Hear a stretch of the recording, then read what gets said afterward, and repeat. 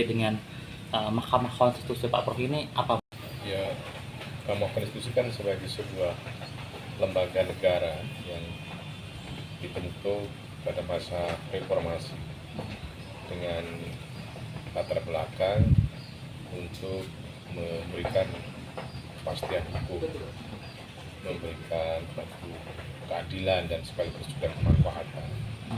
Ada beberapa kewenangan yang dimiliki oleh Mahkamah Konstitusi. Yang pertama yang ini banyak dilaksanakan kewenangannya adalah menguji konstitusionalitas suatu undang-undang. Jadi misalnya ada suatu undang-undang yang disahkan DPR bersama pemerintah, ada masyarakat yang merasa dirugikan hak konstitusionalitasnya berdasarkan undang-undang tersebut, maka dapat mengajukan keberatan di Mahkamah Konstitusi.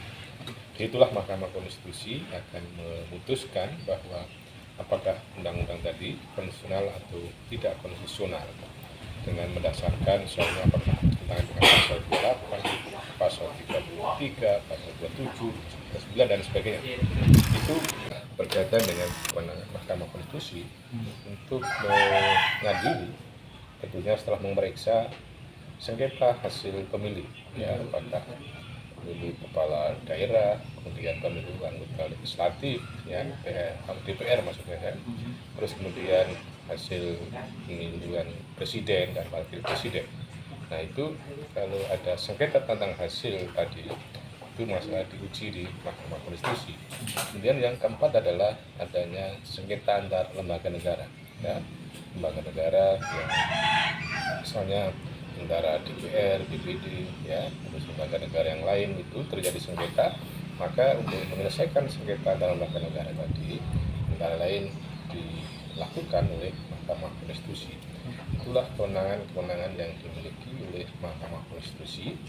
Namun yang menarik adalah bahwa MK ini konfigurasinya itu terjadi semacam check and balances antara tiga lembaga, yaitu 3 dari DPR, 3 dari Mahkamah Agung, ya, kemudian 3 dari unsur pemerintah, ya.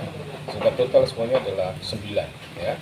Maka disitulah yang terjadi sebuah mekanisme untuk terjadinya pembagian atau kemudian pemerataan sumber-sumber input dari Mahkamah Konstitusi, yaitu dari DPR sebagai pemegang legislatif, kemudian pemerintah juga sebagai eksekutif, dan Mahkamah sebagai pewenang yudikatif. Inilah komposisi dari hakim konstitusi. Nah, tentunya di hakim konstitusi tadi diisi orang-orang yang memiliki sikap kenegarawanan, paham tentang hukum tata negara, hukum keuangan, hukum ekonomi, dan sebagainya. Harapannya melalui Mahkamah Konstitusi tadi bahwa tidak ada lagi polemik terhadap suatu undang-undang ini konstitusional atau tidak, atau kemudian tidak ada lagi polemik tentang hasil sengketa pemilu, ya, maka disitulah melalui Mahkamah Konstitusi. Itu antara lain sekilas tentang Mahkamah Konstitusi.